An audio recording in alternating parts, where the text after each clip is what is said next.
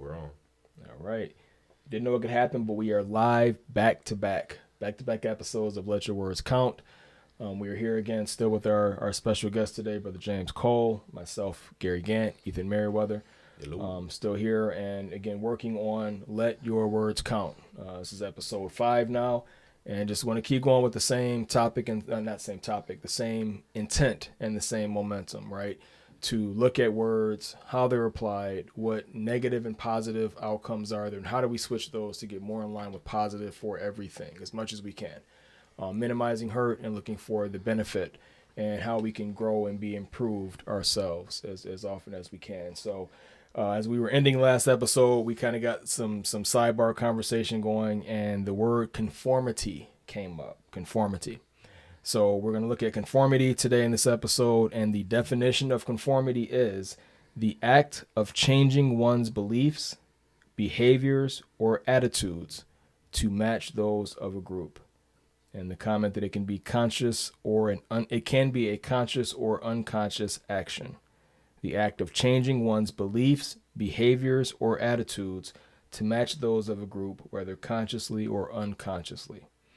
And with that definition out there, I'll pass it off, and we can kind of set the stage for what things come to our mind. Again, that's kind of usually where we start from. What comes to your mind when you hear this word? How do you think it's applied today? How should it be applied? Things like that. When kind of, the etymology and the history also comes up sometimes. So we'll pass the ball and see what words or thoughts come into your mind, gentlemen, with the word conformity. I think you was doing pretty good, G. Conform. Well, the first one is in my mind is conform. Like when you conform to something, right? So I used to be okay with that word for a while, right? And I'm okay with the word. Let me take that back. Let me take a step back. I think in the confines of understanding the intent of the word and the mechanics of the word will be better utilized in certain areas. Mm-hmm. Does that make sense? Mm-hmm. Can you say that definition one more time? Sure. Because I think it's very important. Conformity is the act of changing one's beliefs, behaviors, or attitudes to match those of a group, and it can be conscious or unconscious. I want to take a step back for a second, because this is the AI summary definition. It's not the Oxford definition. I want to pull that one because I kind of have an issue with the way that summary was defined. That's actually I did too, but I was gonna let it flow for a while. Yeah, because I was good, and that's the reason why I wanted to hear that again. Yeah. Because as you was talking, I was thinking like, I don't know if I want to. That one takes another path. It does. Another thought process. The way it was worded, yeah. Go ahead, bro. So Oxford says compliance with standards, rules, or laws, conformity to regulations, and it says behavior in accordance with socially accepted conventions or standards. There you go. As another application, but compliance with standards, rules, or laws. I think that's more accurate. So I apologize for letting AI lead the way here for that first one. Right. So, but yeah, that's the Oxford definition: compliance with standards, rules, or laws. No, that's pretty good, because I was just thinking about that, and I was like, man, I need to hear that again. Skynet strikes again. Right. So I was thinking about, as you guys were talking, I was thinking about that, and being very honest, I have an issue with that path. Sure. Right. Sure. Because I think that path kind of it removes the humanness in someone. You know what I'm saying? Like, I understand standards, regulations, and laws and all that. I get that, right? Mm-hmm. The reason why I say I don't like conformity is because what if I don't necessarily agree with it? Mm-hmm. You see what I'm saying? Mm-hmm. And based off of something that I don't necessarily agree, you mean I'm going to be coerced or corralled in the way of thinking? I've learned to have an issue with that. Sure. Okay. Not saying that 100%, I'm 100% against it, because conforming is actually a good thing depending, like I said, on the confines of what it's for. Okay. But if the conformity comes to a point where there's harm involved, Sure. that's where I have an issue with conformity. It's a lot of potholes in this one, because if it's something that's of my own will, that I say I want to conform to this, that's on you. Yeah. If it's I trust that this higher authority is giving me the right set of standards, rules, and laws, and I choose to conform because I align with the end goals of that, that's fine.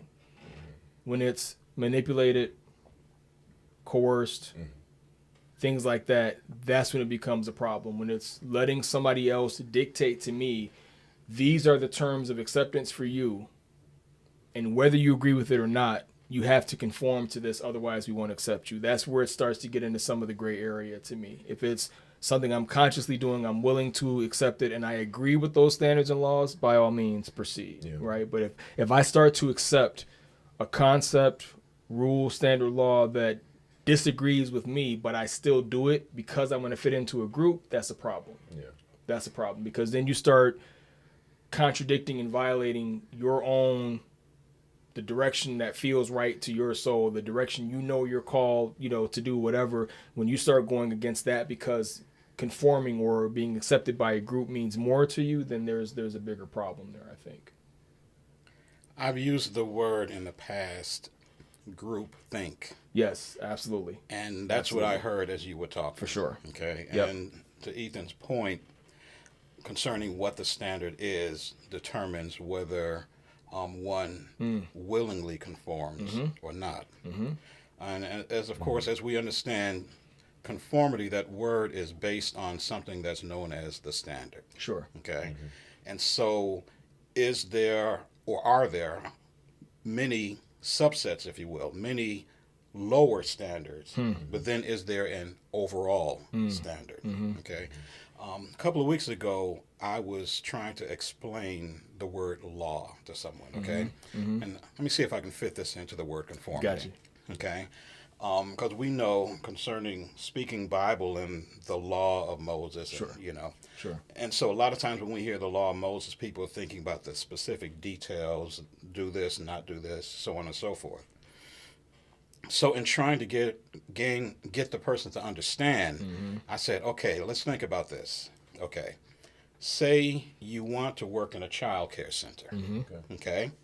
And so in working at a child care center, you submit your application and you find out that there's going to be background checks, right? And then there are certain standards. You can't be a felon. You can't be this, that, or the other. Okay. Yep. So you look at it as, well, these are rules. Right. In order, or laws, if you will, in order to work at this place.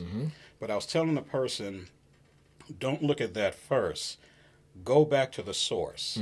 The source meaning what is trying to be achieved. Okay? And what's trying to be achieved is safety for the children. Right.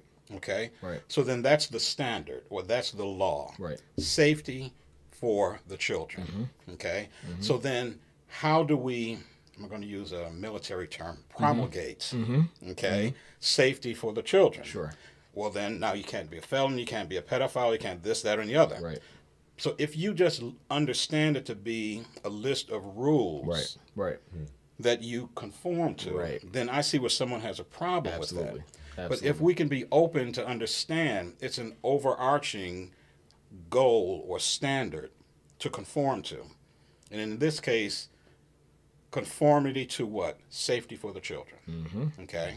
So then if I understand that that's the standard to operate by, then my only choice is, well, do I disagree with that and I want, I want the children to be in peril? Right. Well, Right. 99.9% of our population, I hope, would say no, So then therefore, then the only thing we have to look at now is, if you say we have to do A, B, C, and D, then I may have an issue with, well, all of this may not be necessary, but if I understand the overarching goal is safety, I understand why you're doing it.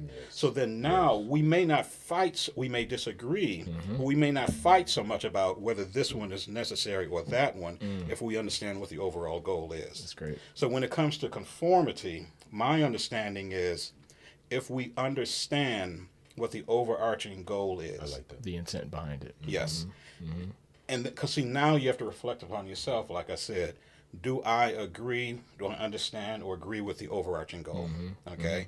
You know, we can nitpick about whether you have to do this, that, or the other. So I'll shut up No, No, that's, no, that's you good. perfect. You keep That's going. perfect. and let someone else take it from Oh, there. go ahead, man.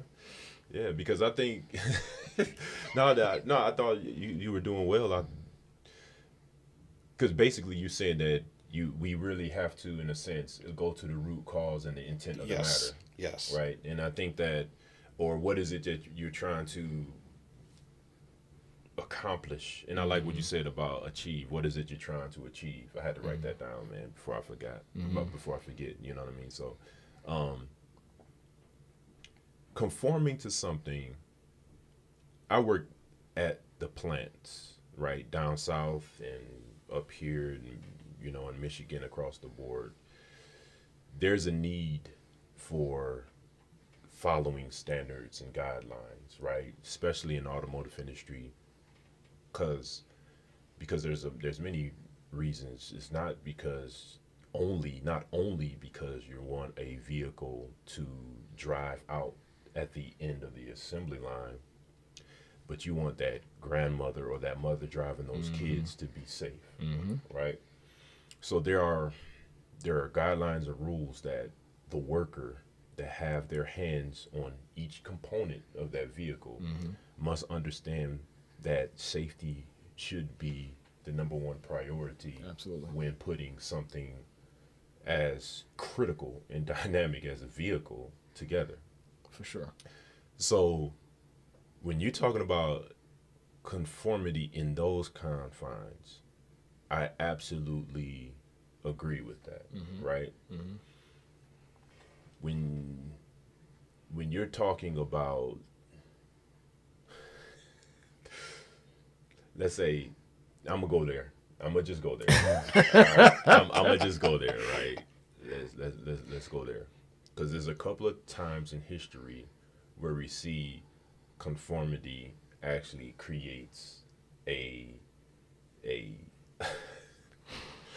detrimental effect. Sure. Okay. Sure.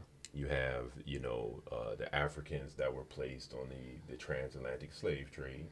There's a conformity there. If they didn't follow certain rules, you know what happened to them. Hitler's Germany. You know what I mean? You have conformity.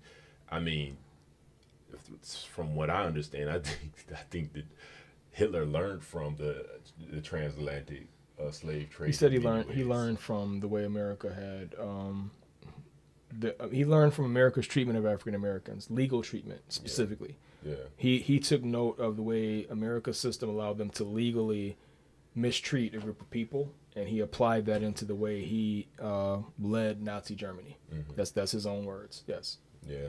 So that's the thing is really understanding and the intent behind it. That's what I'm saying. Like, if I knew that I had power and I can use conformity as a means to manipulate, control, and convey something, that is absolutely phenomenal to me and powerful. And the person that want to use conform in such a matter is something we have to be very careful of. And I don't even want to go to that level. That's a high level right there, right?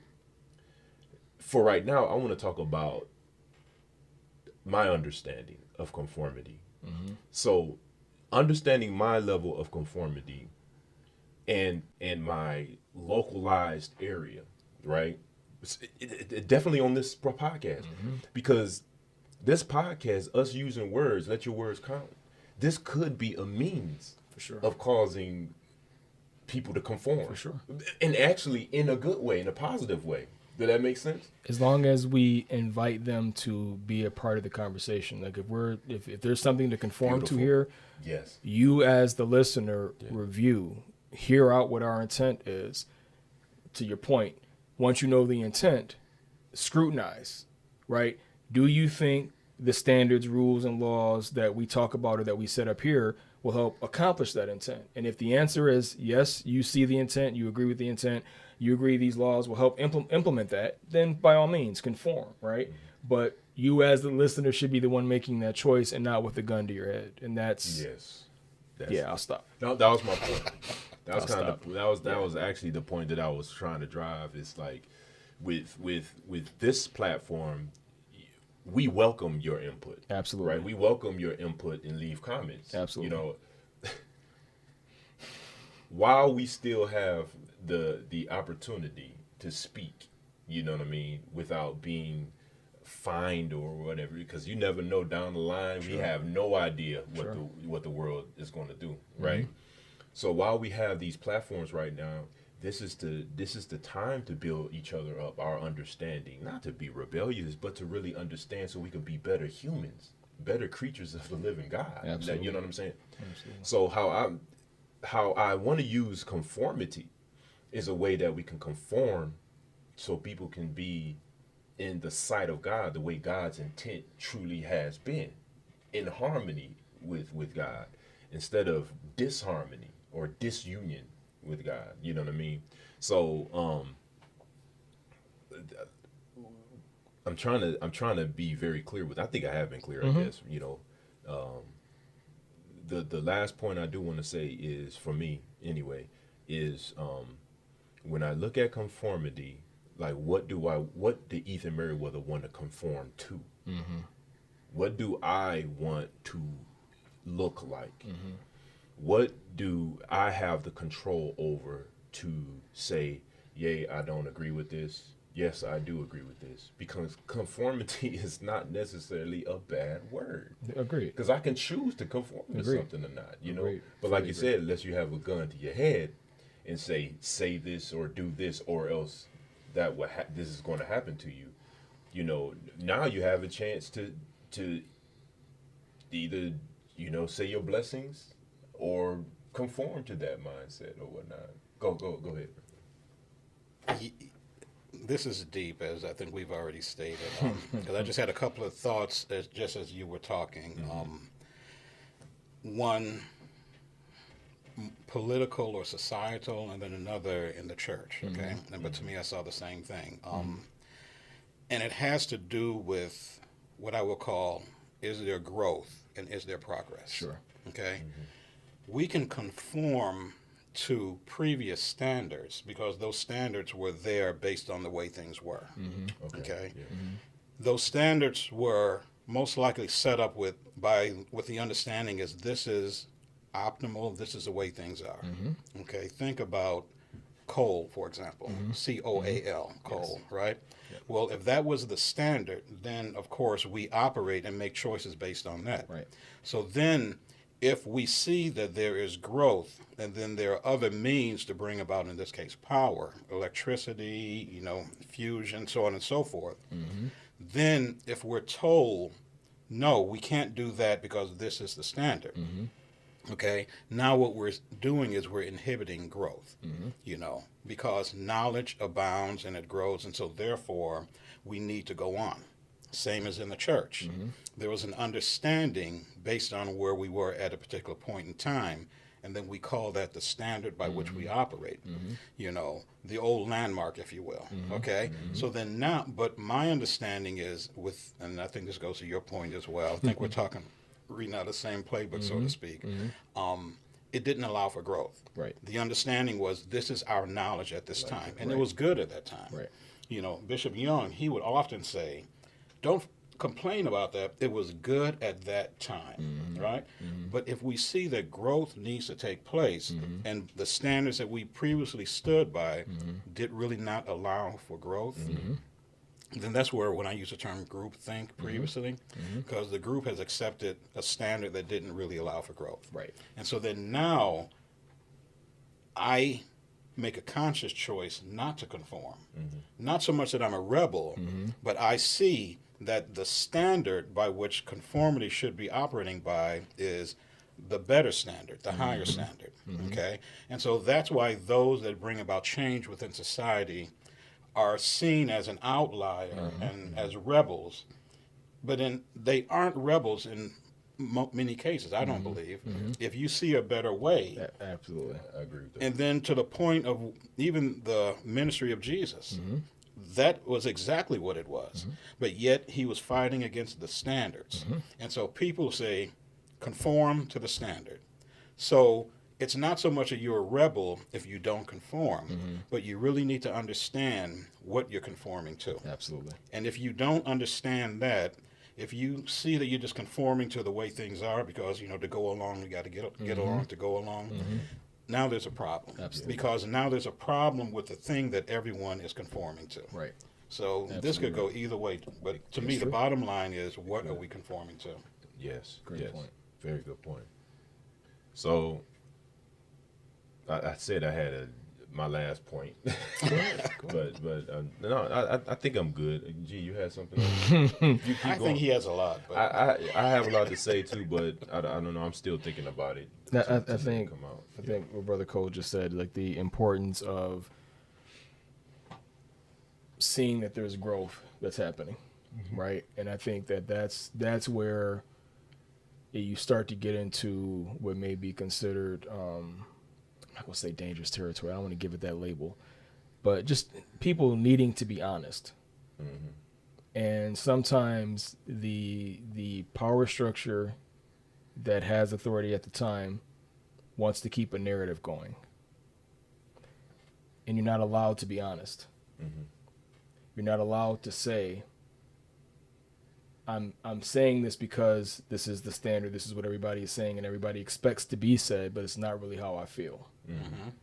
That not being able to be honest allows the stagnation to continue. And it puts us in a position where then if we're not allowed to be honest and say, you have to say I'm growing because everybody else is saying I'm growing, or everybody else has said I grew by that same thing, why is that you can't grow by it, right? So when it starts to become this expectation of I have to say this, go along and get along to go along, right?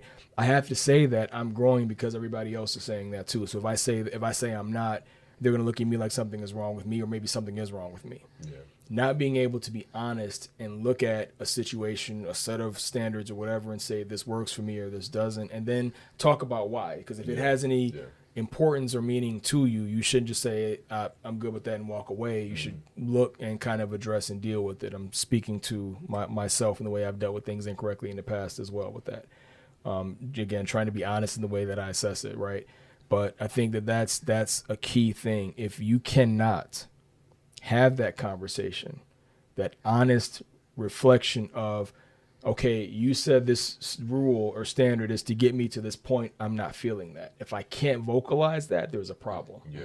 Agreed. You need to be able to be honest enough without worry of being shamed, ostracized, outcast, whatever else. Yes. You have to be able to be honest. If you're in a place where you're not feeling the intent of a set of rules and standards and you can't vocalize that, there's a problem. For me, that doesn't work, right? And hopefully for a lot of other people, understanding what they want, what their goal is, and if their goals align with the goals of a group, you should be able to have those conversations and say, you said this should be, how I grow, whatever happens, and I'm not seeing that. Have that honest conversation so you can try to figure out what's missing. Have I missed something? Is there something missing in the standard? And we can actually grow together. But has to have that honest conversation, right? That actually brings another thing, and we're probably not going to talk about that now, but as you were talking, now that brings into play, does resistance or rebellion, is it always a negative thing? Right. Because based on what you just said, right, resistance and rebellion can actually be a positive thing. Absolutely right. Absolutely. That's definitely another conversation, man. And I think that would be a very, I'm not gonna say difficult one to have, because I think it's probably a necessary. The thing is like when you talk about resistance and rebellion, it's always getting a bad label to it. But like you said, if you look at Jesus's walk, it depends on who you are going against. What structure are you going against? Of course, Jesus and the apostles was going to be looked at as rebellious. The power structure will always do that. Always, right? Exactly, because they want to hold on to that control. And that's another thing, control. That would be another word. That's kind of like one of those underlying. It's the foundation of conformity is control. You know what I mean? But them controls I got a saying that it has to be.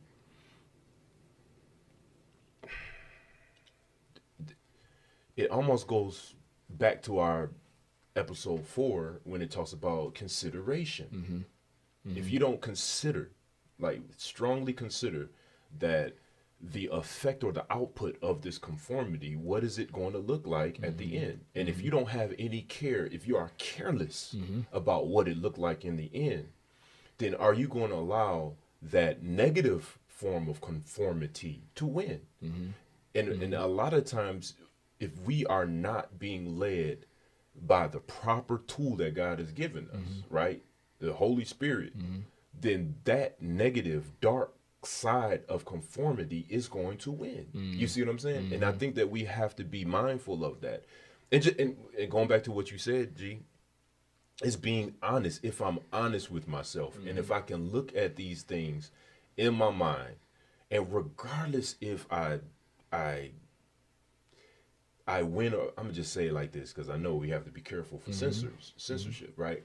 If I win or lose, I think I'll feel better about myself if I was able to express and communicate what was in my heart. Absolutely. You see what I'm saying? Absolutely. And I think that that's one of my thoughts. You know, you mentioned the word control with respect to conformity. Right. If I'm totally bought in, okay, if I sold out totally, and I mean that in a positive way, not a negative way, then the particulars, I don't see them as control. I see them as it's who I am. So therefore, I don't need rules and guidelines to tell me to do what's just and what's right if it's already in me. Okay? But if it's not in me, then I see it as control. So Interesting. yeah, so to me it really comes down to whether I am totally understanding, and therefore the outside world might call it I'm conforming. Oh man. But to me, that's who I am. I like that. I like that. And so that's why I have an issue with a lot of the standards that people operate by today. Because I'm not totally sold. Sure. I'm not totally bought in. Sure. And so therefore, I see it as control. Yes. Or as a form of control. So I like control to me is has a negative connotation. But if you understand the reason for, in this case, what I'm conforming to, if it's just, if it's right, if it makes sense, and if it's going to cause things to be well, then I don't see it as control. Interesting. That's good. That's good. I like that. You're a good person. Why, thank you. And I think the reason why, and the reason why I say that is because you're looking at it without limitations. And I think that you understand what I'm saying? Okay, let me be clear with that. You're looking at this with lenses that are ideal to how we all should operate. I don't really see that I don't see that from a populist society, the ways the society is run. You alone with that thought process will be a threat. Did that make sense? Glad to be. And that's the whole point. That is the whole point that I'm making. I understand what you're saying, and it's not meant to be flattering, and I'm not receiving it as flattering. Right. I honestly and truly believe that as I understand what the ideal is, IDEAL, and if that ideal is just and right and good, then I need to see everything from that standpoint first. And then I can see how everything forms based on that. And so then I can see where there's those that don't see it that way. And so then now, going back to our previous word, being the opposite of inconsiderate, okay? There you go. Now I'm going to say, okay, you're resisting because you don't quite understand, okay? And you may think it's control, but what I'm really trying to do is show you something that you don't see. And in you being shown this, you have every right to utilize your, as I often use it, the gift of choice, to decide whether I'm going to, now I'm going to throw the word conform back in, but, you know, conform meaning, in this case, I see it, I agree with it, and then I want to change my actions to be in line with it. Okay? So I've just changed the word conform into being in line with. Okay? And I don't know whether that's a subtle difference or not, but if I'm in line with, then to me, it's willingly being in line with. For sure. But the word conform oftentimes has a negative connotation or a forcefulness to it. So I don't forcefully conform to the Word of God. Okay, at least I don't think so. Okay, but yet if something is presented and I don't understand, that's why I say ask questions, seek. You know, and the Scripture says, "Seek and you shall find." Absolutely. So, yeah, if I always think if you go from the top and try to see it from what's best, then you have a better understanding of how to get there. And then you also see how others who may be struggling with it, where their struggle is. Yeah, beautiful. And so then now you try to help them as much as you can without pushing them away, to your point as Absolutely. Absolutely. That's Awesome. That's good. Yeah, so I'm sure we'll be talking about this word a little bit more because the words that we're using, they kind of intertwine with one another many of the times. Some of the key points that I do want to consider is or talk about is recognizing conformity, and it's really going back to what you said, Brother James, was about the choice that we make, right? Conformity and choice, rather you lose or you win with that choice. You know what I mean? At least you made a choice, right? And what I'm learning more and more as a key point is, will you be satisfied with that choice? And what are you conforming to, and what are you becoming in the process of that conformity? You know, and let us as humans really consider and analyze, who are we becoming with these words that we receive? When it's conforming, take note of what you're conforming to and why you're conforming. and why you are conforming to. You know, so it's so much to be said, and I would like to come back to this thought again sometime. G, do you have any last words? I'm all set. You guys have covered it. Yeah. Bro, James, you good? I'm good. Thought this was good. This is Ethan Merriweather, James Cole, and Gary Gant signing out for another Let Your Words Count. See ya. God bless you. Take care.